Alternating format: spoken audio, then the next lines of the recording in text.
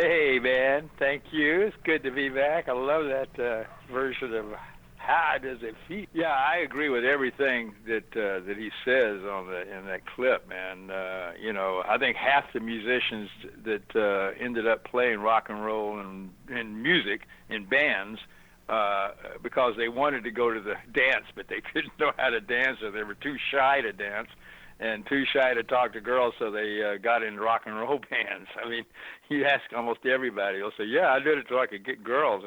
And that was when you were in junior high and high school. The way you did that was by going to dances, and if you couldn't dance or you were too shy to do it, to do that body movement, you got a guitar. It was like sublimation of that to inside of you. I swear to God. I mean, he's exactly right. I mean, that's why it's all about rhythm. I mean, that's why they call it rhythm and blues, jazz, African music. They're all. I mean, all of it basically comes from Africa, and and except for folk Appalachian folk music, it comes from the Celtics, but.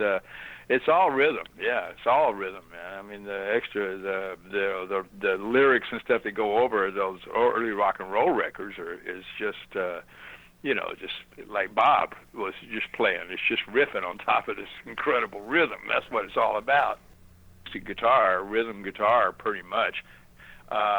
What I always thought of myself as a musical hi-hat. They would mix it in with the hi-hat cymbal. So I mean, it was the guys playing a hi-hat. So it just you sounded like every time you hit the hi-hat, it was a chord was ringing, on the best ones. And because that was it. You get this internal feel inside of your body. I mean, inside your head. This a groove. It's what a groove is. It's an internal thing, and that you play it and you. Transport it to the music that people are hearing. Hopefully, some people just have a real stiff sense of time. Other people have a real natural. I don't know if being from the South and having all that experience and as a youngster playing with these older blues guys got me into an early groove, or just because I was playing drums along with Count Basie records.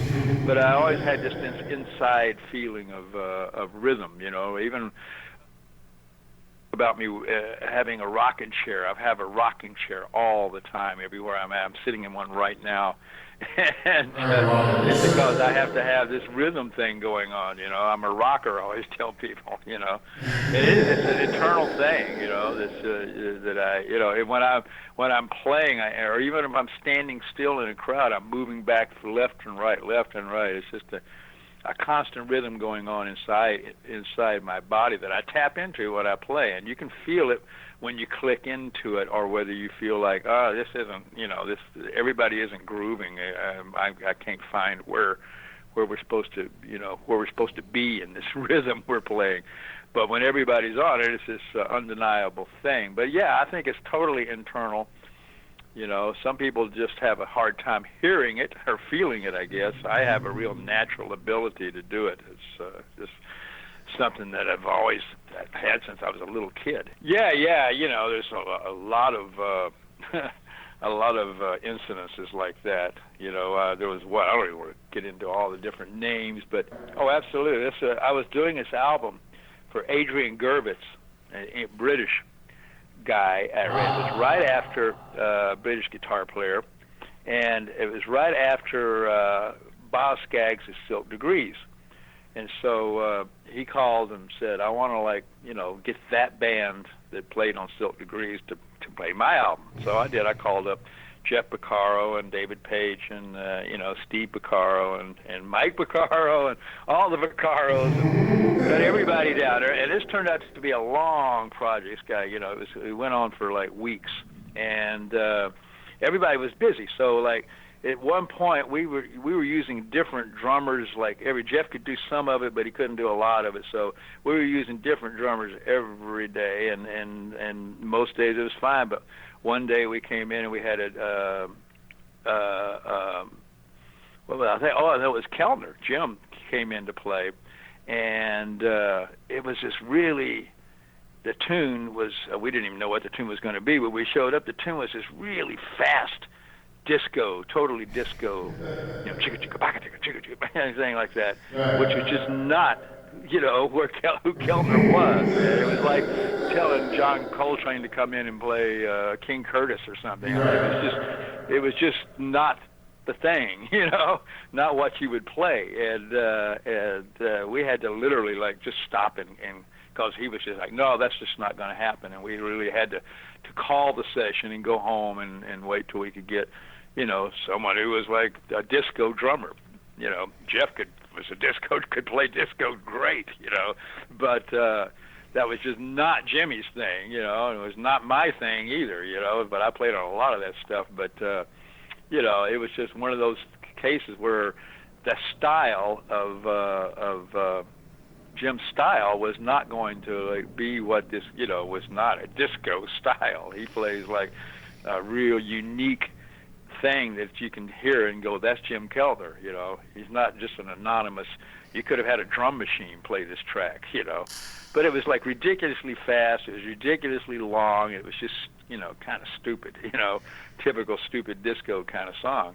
And it just was not going to happen, And we just said, hey, forget about it, just we'll try again some other time. I was working a lot of sessions at a studio called Sunset Sound in Hollywood. It was very popular. Little Feat played there a lot. Everybody, Jackson Browne's Pretender, we did a bunch of it there.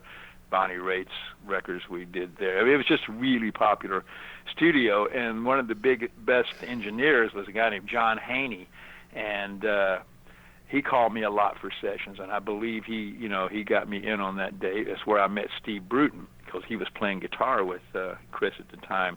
And that's how I basically, and I believe that the producer could have been David Axelrod.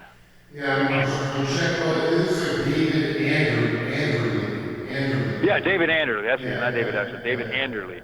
And I believe, and so I worked on sessions with him, and he and John Haney, between the two of them, got me on those dates.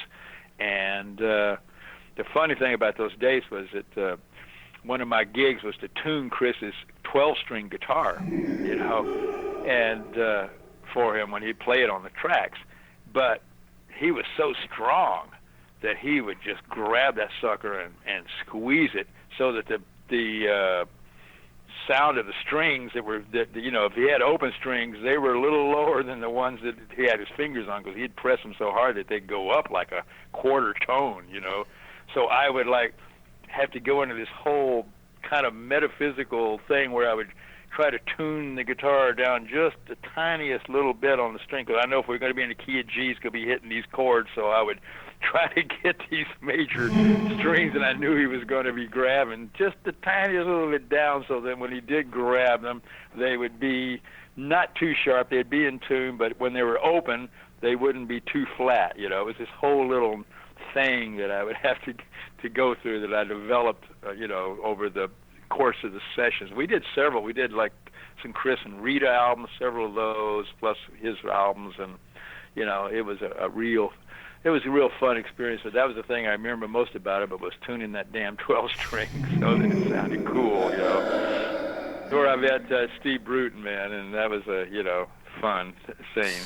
He was he was a guitar player that sort of came into the scene from Texas, and he sort of just basically came in sort of after I did, and like I said, I met him on those sessions, and he was like a studio player. He played for a short time with Bob Dylan. He played with Bonnie Raitt, like the same basic track that I had, but through the different people, in L.A. and then it was Dylan and stuff.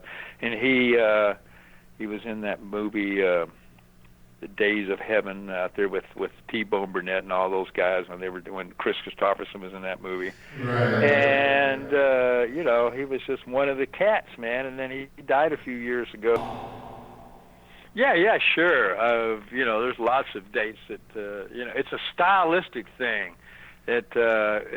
Recording styles. Right now, I think the style is more predominantly going in and cutting live. Everywhere I go now, the band is there, and you just play the song, and it's like the old days. I think it's because records don't sell anymore, so they don't spend as much money on them. But when Lowell was making his $300,000 solo album, which was like be $1 million today probably.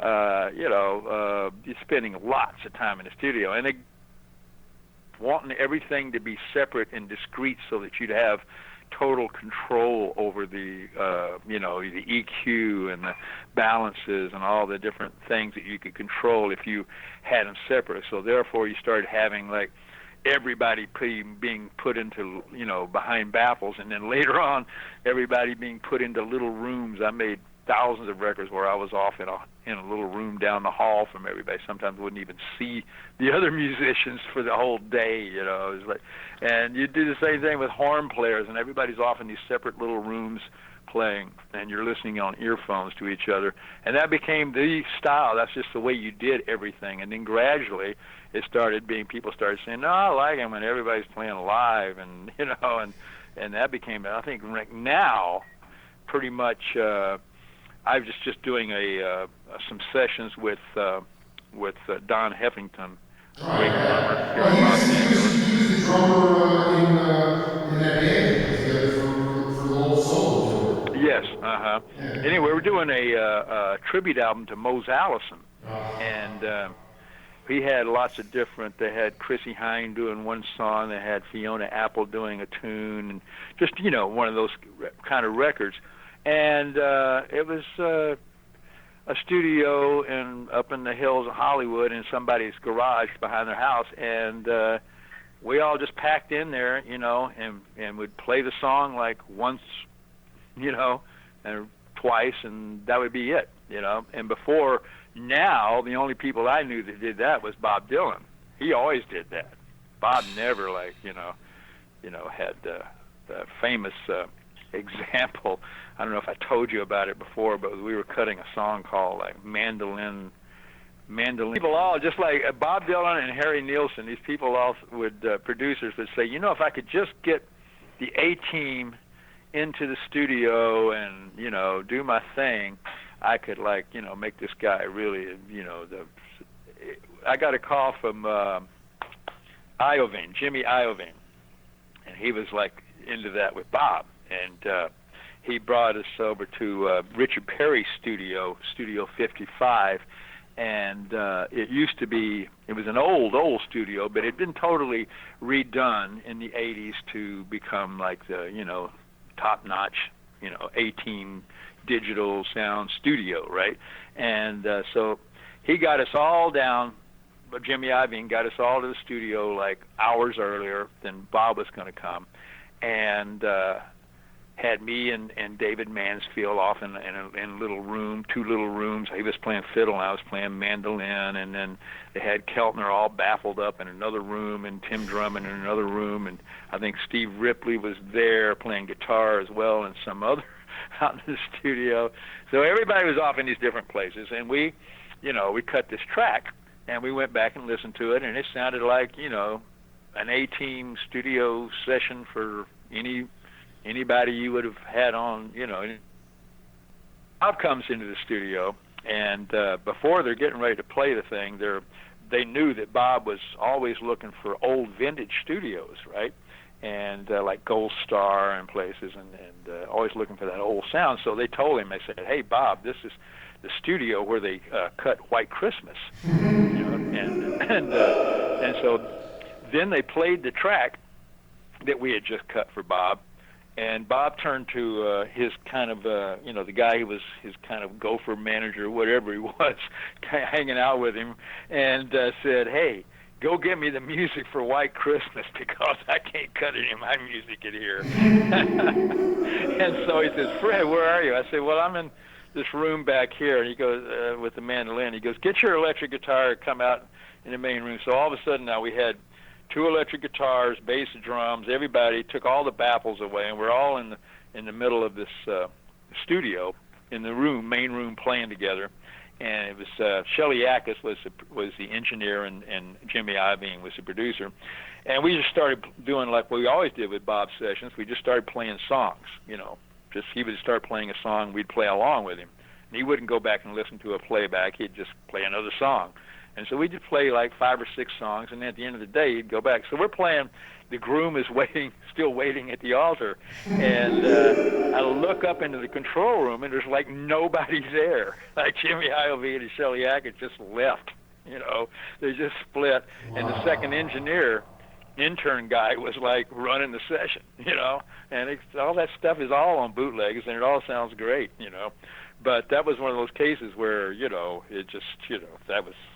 They were trying to do that style of putting everything in a little box and having it completely isolated so that you could completely control it, the sound of it, and where it was placed in the spectrum, and in the stereo spectrum, and all that. And Bob was just like, no, that's not the way my music sounds. That's just not it. And the same thing I did with Harry Nilsson. Harry used to have these parties, man. There were recording sessions that were parties. They would start at Martoni's restaurant, and we would sit there and eat food, and we'd go over to RCA, which was just a couple of blocks away, and it would be all night long, just hanging out. And we'd have sometimes on one of these sessions we had Keltner, Ringo playing drums, we had Leon Russell, Dr. John, and Van Dyke Parks playing keyboards. It was just everybody you could imagine was there. Me and Jesse Ed Davis and a jazz guitar player named Dennis Booth. Yeah, exactly. So we're all playing guitars. Dennis is just laughing hysterically. He can't believe the shit going on because he's used to playing really shit sessions, right? And Bobby Keys was there playing saxophone. He was like loaded, so he was like, he would close his eyes and start playing, and he would turn around like, backwards from the mic, and then keep turning him around so he was facing the microphone. And if anybody just showed up as a visitor who had heard about the party, if anybody came in, like there was a band called Chunky, Noby, and Ernie, and Noby, who played violin, she just showed up, and he's like, grab your violin and go play over there. So we had like accordions and violins, just anybody who happened to be around are all playing on this session with Harry, right? And so the next day we'd leave like at 10 or 11 in the morning when people were showing up for jingle dates, and we were just wandering out of there like a bunch of zombies, man. But next day this guy came into Harry, and he was like, because the what he called the 12 disciples, the board of directors of RCA were like getting a little freaked out by these like reports of these dates that were going down, and he's going, I could get these guys and we just get in the room and we'll do this and all this stuff. And Harry just sat there and listened to him, and then picked up the telephone and called up this upstairs and says, get this guy out of my studio. Right in front of him. It's just like, I don't know what he's talking about. Get him out of here. Wow. So he was just, that was not his style. It was not Bob's style. And that was the prevailing style of everybody else. But now I believe it's gone back, I think, for economic reasons too. Yeah, well, Harry had this, incredible, like, 12-year, $12 million deal because he had like made that record with with Richard Perry at that studio I was just telling you about with Bob, where he did the lime and the coconut and all that. Nielsen Smielsen, which was a hugely popular record, and it was cut with Richard Perry doing what we were describing before as a very regimented, very get the A-team in there and do it. And he made that record, and it was hugely popular.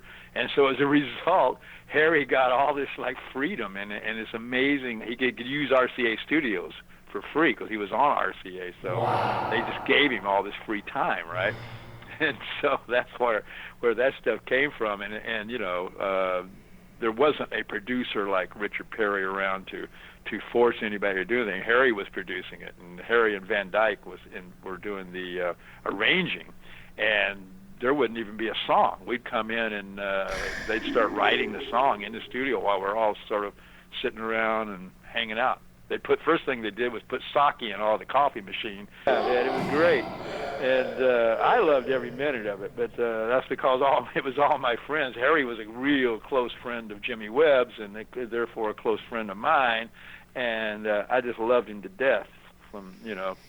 every minute that I knew him, because he was just an incredible character and so incredibly smart, But that's his records don't sound anything like Nielsen Smielsen, you know. So No. I and guess that freaked him out. maybe the better question is, if I want you to, this guy Willie Hall, when Al Jackson, I mean, I was part of the new Bar-Kays when the Bar-Kays died when the plane crashed with Otis Redding. Right. He took over. He was doing all the, they became the new Bar-Kays, but he was doing all the sax stuff. And I just want, I mean, so Harry was a brilliant cat. Obviously, Bobby was brilliant. But on the sessions that do you feel like that the musicians themselves, 6 to 8 guys in the studio, Keltner, yourself, the list goes on and on. I don't Yeah. even, it's just the idea of, were there sessions where you guys were allowed to actually, you didn't, maybe the artist was coming in from out of town that morning, you had no lead sheets, and it was really up to you guys to make up the music. I mean, like you said, Harry didn't bring. Yeah. It I was mean, odd. That was most of the time that was the case. You would come in, now, maybe. I just want to ask you a question though.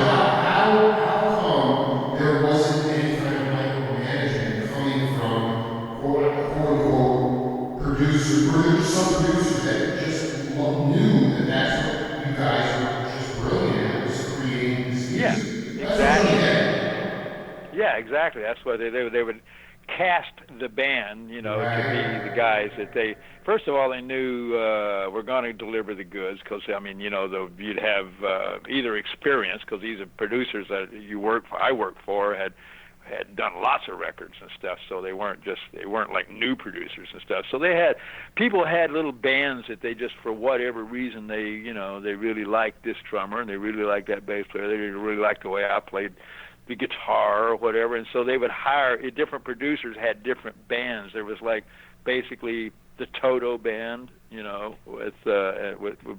was playing with them before Steve Lukather graduated from high school, and then he Exactly. started doing it all. But when he was still in high school, so there was that group of Jeff, David Page, David Hungate, myself, Dean Parks maybe, or some other guitar players that would get hired for various different sessions. There was also the Little Feat group. There would be Billy Payne, myself, Richie maybe, but mostly Billy.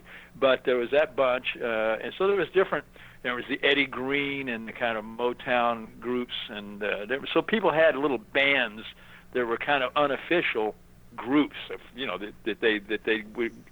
They know what they like, and so they would always hire the same guys unless those guys weren't available, and then that's how you would break in. Is you would somehow somebody couldn't make a date, and maybe you could get called as a sub or an alternative, and you would start getting work. But that was the deal. You would bring in this band that you trusted to do what your experience had told you that these guys were capable of doing, and they would give you a demo there, a tape, and say, go make a lead sheet for me. And there used to be some resentments because some of the musicians would feel like, hey, who's the arranger on this date? Because it used to be there'd be a guy who was hired to be the arranger, and he would do the lead sheets and stuff. And it got to be where, like you said, they'd just come in, they'd hand you the tune and say, this is the song, do a lead sheet for me. So you go back and listen to it and write out the chords and do blah, blah, blah, blah.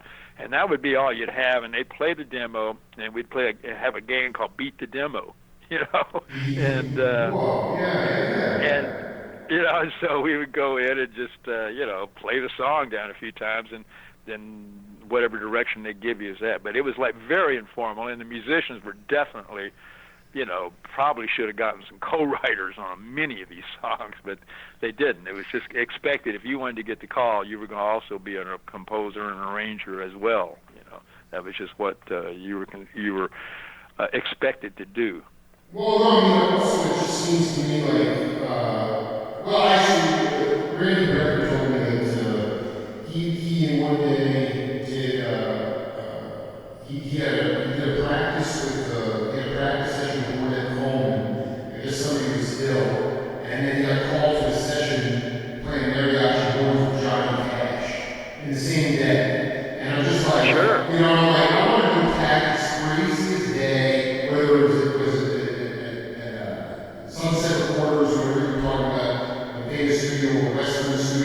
what was the most eclectic musical day in the studio of all time for Fred Tackett? I mean, what were the sessions like that?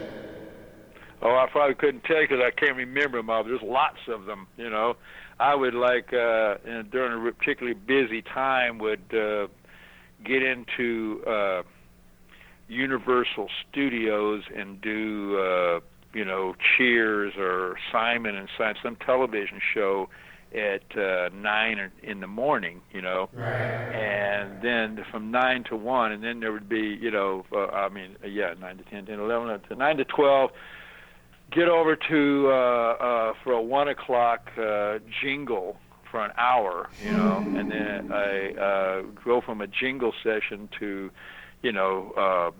somebody's record, and then like a 3-hour record date, and then take a break and eat some dinner and go do a Jackson Brown or a Linda Ronstadt or a Bonnie Raitt, which would be an all-nighter. They would go from show much more informal. Everybody's sort of hanging out at 6 o'clock and going till 1 or 2 in the morning, and then I go home and wake and go to sleep and get up at crack of dawn. I live way out of town, so it took a long time to get into town.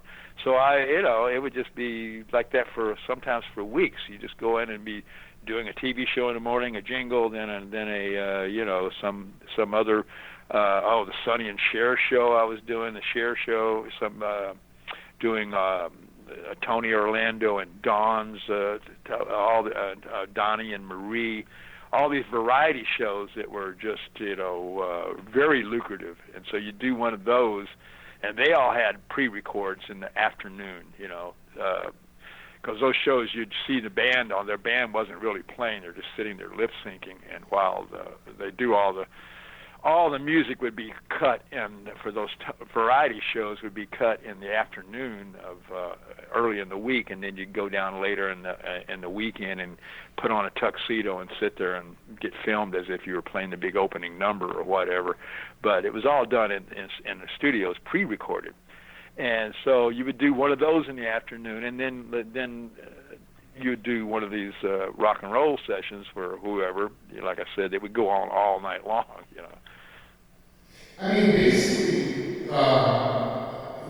did you get a chance to see Bill Monroe, or who were your influences on mandolin? Ry Cooder. When? I didn't know anything about mandolin, except I started listening to the very early Ry Cooder records, and like Ry says, nobody plays like him. People say, people think this guy, different people play like me, but they don't have any idea what I'm doing, and he's right. But I was influenced by what I heard. I'm more influenced by Mexican music, by Latin music, and blues on the mandolin than I am by any bluegrass. I didn't, know bluegrass at all. I'm not a bluegrass guy at all. I always play stuff I play on Wilderness stuff is more like what you might hear coming out of a mariachi band if they had a mandolin player. When Billy Payne did his Corazones and Coronets song, it was we used a lot of Latino musicians. They were all like, "Who's this guy playing the mandocello? He sounds like a Latino guy. He's playing that real straight rhythm and stuff." Because that's where I come from, through Van Dyke Parks and Ry Cooder. Ry Cooder has a lot of on the border, a lot of influences that are south of the border too, in his playing. And I think that that's the only reason I was interested in playing the mandolin at all was through Ry Cooder records, hearing those kind of funky blues ones. Ambience put in there, but I heard him say Kenny, and I heard commercial language. Like you said, I never, until yesterday when you told me, I never even heard anybody mention a Crest commercial with Bill Cosby. First, $1,000 job they ever had was playing for Jimmy Webb's birthday party, because Jimmy loved Lowell as much as I did, and he said, "Let's get Lowell's band to play my birthday party."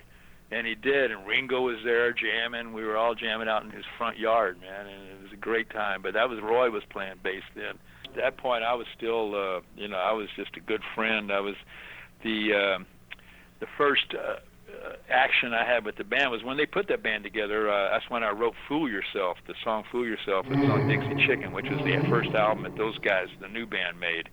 And so that's where I met them all when I came down to play acoustic guitar on "Fool Yourself" along with the other guys. That's where I met Paul, and I had met Billy before, but you know.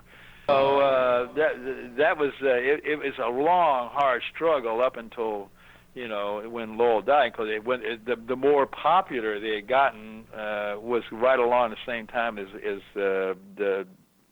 all the drugs and stuff was going down. You know, the 70 from 72 to 75 was just insane. You know, just an absolutely insane time in Hollywood. And so after that 8 years, when we put the band back together and we made Let It Roll, all of a sudden, man, you know, the album was very popular. It had like #1 and all this kind of stuff. So the band had a much easier time getting it together and going on the road and all that. And the fans always had the same. With the philosophy behind the band was, as Billy always pointed out, was Lowell told him, the only rule is there are no rules. So, you know, and for some reason, we always talk about it.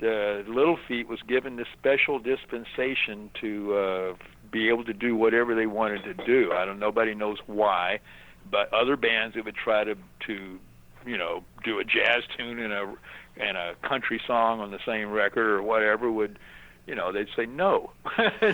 No, we don't like that. We like what you do when you do what you do, you know, blah, blah, blah. But Little Feat was always the outlaws that just could do whatever the fuck they wanted to do, and you either liked it or you didn't like it, and nobody really cared, you know. But that was the impression, although everybody really did care, just like Frank Zappa always wanted a top 10 single, which he finally got with the Valley Girls. Lowell always wanted a top 10 record, but on his own terms, you know.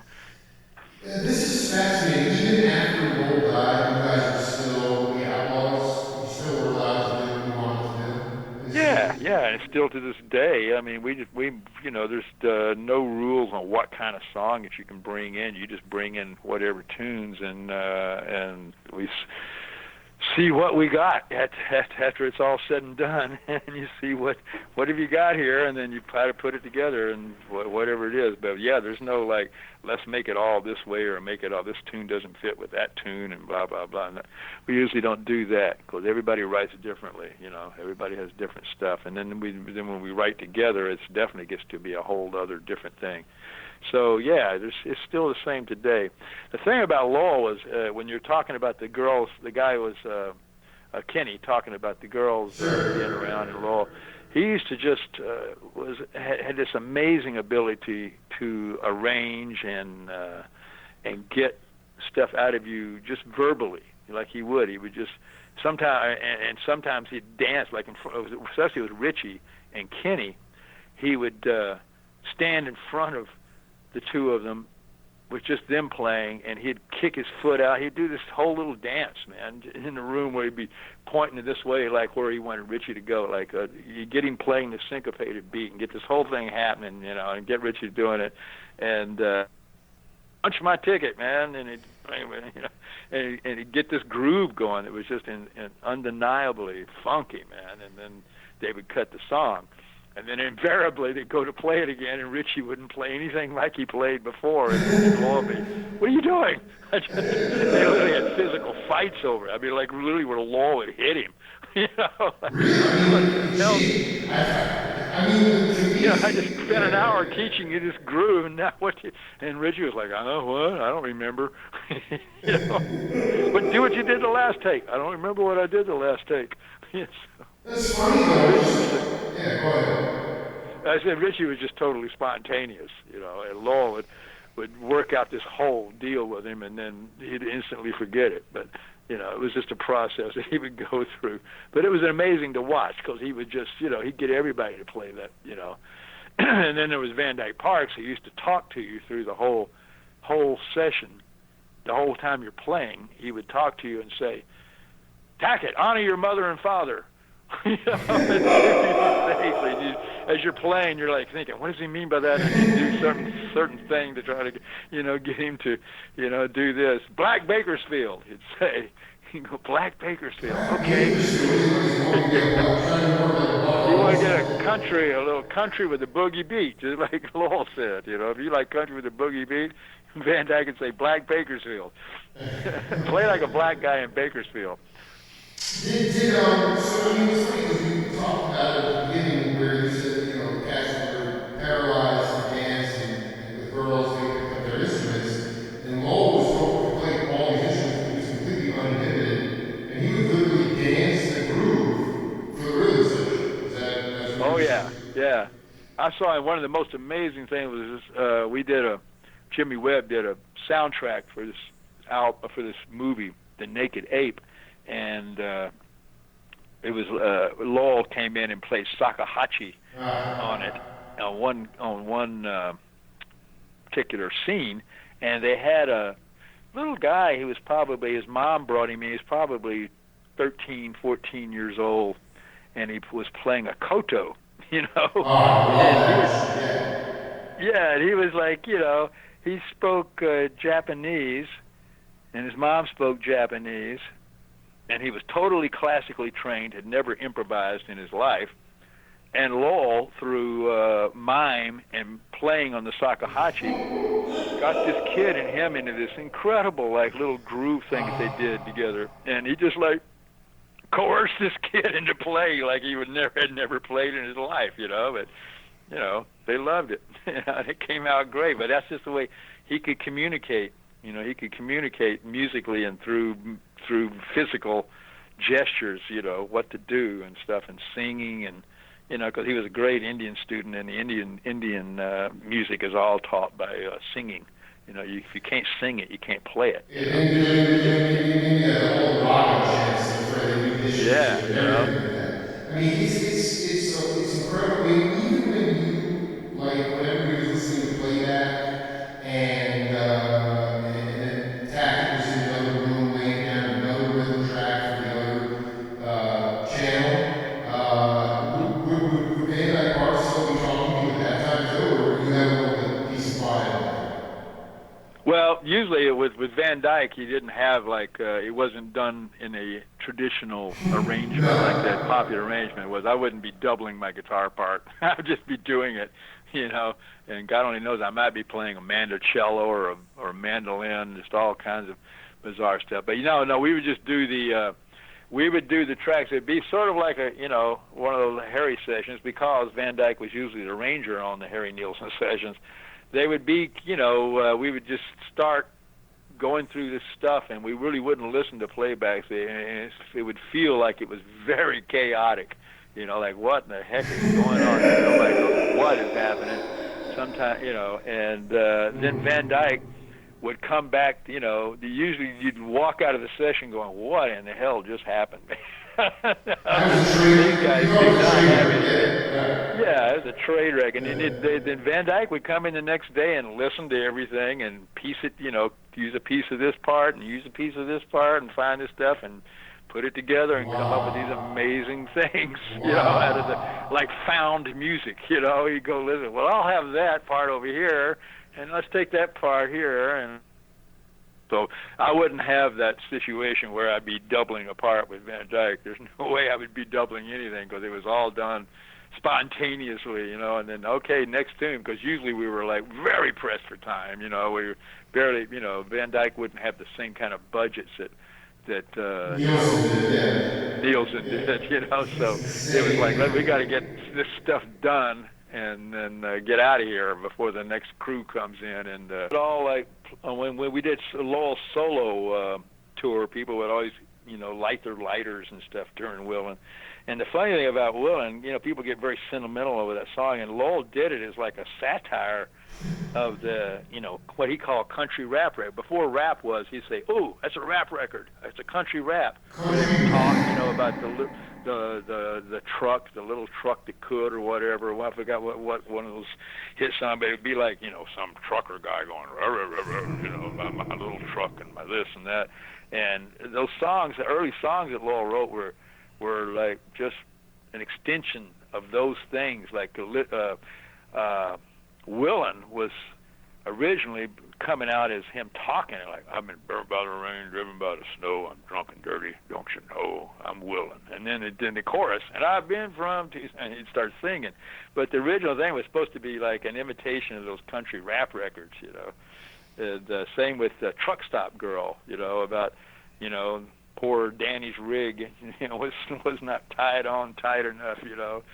And so that kind of stuff. They were like, that was the kind of Hollywood thing of take a almost an iconic or what do you call it, something that's been done so much it becomes a trivial kind of a style, and then take it to what do you call Walt Disney, take it to another little surrealistic degree and make it to something else, you know. When they played the Rainbow in England, man, people just, you know, the Stones, everybody went nuts. Wow. They never heard anything like that. You know, everybody played the same way. Led Zeppelin, the Stones, yeah, had a certain way, a style of playing and grooves, and Lowell just like had a whole other sound, and people just, you know, it was like a breath of fresh air when they would hear it, and they said, whoa, whoa, whoa, what's this shit, you know? That was what it was. And I think the audiences heard that too. It was just, it was like a different kind of sound on the Little Feat records that Lowell created, man. I mean, it's totally created. It was very, knew exactly that he wanted to create it. You know, he worked very hard on making it different, but and funky. Yeah, I mean, how much you But so, you know, when you listen to Doobie Brothers or you listen to Tower Power on that particular, there was also a band called Bonnaroo on it, and Montrose on the pop music scene, and it had its own kind of groove, and it just caught everybody's attention, especially over in England, you know, when the Stones and everybody heard it, and everybody went nuts, and that's why the whole thing the bill got changed on. That was a European tour. But yeah, I think that was the attraction of the crowds and everything, because it was just a whole other kind of eclectic sound, you know, where you would hear Willin and Dixie Chicken on in the same set. You know, basically told him that he could, you know, listen to any kind of music he wanted, and he said all music was good, and don't let anybody tell you that this is bad and that's good. It's all great, and it's all good stuff, and you are allowed to, anybody is allowed to like whatever they want, you know, because so many kids that get raised up by their parents going, that ain't music. right. In school where they said, you know, music is organized sound, so, you know, whatever it is, it's organized sounds. If it's not organized sounds, it's noise. Organized, if I point at you and you scream, and then I point at you and you jump up and down like Frank Zappa would do, that's music, you know, because it's organized sounds. So that was the way that was my kids on, the fact that they could dig whatever they like. Miles has always been his own guy. I mean, I never gave him guitar lessons. He taught himself how to play guitar. I think when Lowell died, it was a real thing to him. He really loved Lowell, and he first song he ever wrote was called Slide Man in the Sky. Wow. You know, Wow. and he learned how to play Little Red Rooster, I think, from Lowell. But he has always had his own band and his own style, and even now today he's a great guitar player. He has this band, the band you heard. Yeah. He plays guitar. I have no idea how he plays what he plays. That is so freaking cool. That is so I have cool. to ask him, what are you doing? Because that's not the way I play at all. In fact, I remember one time Larry Coryell and I were sitting by my swimming pool, and Miles came down with his guitar and said, you know, how do you do this and blah, blah, blah, blah, blah. And I went, I don't know, like this. And then Coryell said, you can do this and this and this and this. And then Miles went off, and about an hour later, he came down and says, why do you do it that way? Why don't you do it like this? And places, you know, we were like, I don't know. But that's pretty good, what you're doing there. He's always had his own thing. And anytime I would try to tell him something, he would come back and say, I don't know why you're doing it that way. You ought to do it this way. You know, Wow. So he's always been his own guy. He's always liked, he has a band called Breakestra that is really, really, really like a recreation of funk tunes exactly the way they are. They play. It's called Breakestra because they do like break beats and all the the songs that if when hip hop first started, the samples that you would hear It's all were my all favorite. these. It's all my favorite records. The early '70s, all Yeah, the all your greatest. favorite I records. love So this. Orchestra plays a set of like a verse and a chorus of all those tunes that nobody knew what they were. They just hear them in the background, but they didn't know what songs they were. And so Miles started playing all of them, and they sing them. And he plays bass with that band, and it's like got horn. It's got 3 horns and the whole thing, and it's a big deal. On the other hand, he's got this trio that plays totally different style of music, and then he's makes all of his money by being a DJ running this funk club in L.A. that's been like the one of the top 10 places to go in L.A. for 18 years now. I think they're almost maybe up to their 20th anniversary. But that's how he makes his loot. He goes all over the world like with this little record collection of 45s in a box and play, and people go, "Holy shit, what's that?" So he's got the 3 different things happening, all at once, and it's just he's never had a boss. He interviews, like, if you're going to go on the road with him, he'll ask you what kind of music you like to hear because he wants to know what you're going to want to play in the car as they drive along. I mean, he controls like everything, So I'm just the opposite. I work for anybody who's like willing to pay me, anybody. And Miles is like never worked for anybody ever. He just does his own thing. I mean, completely does his own thing.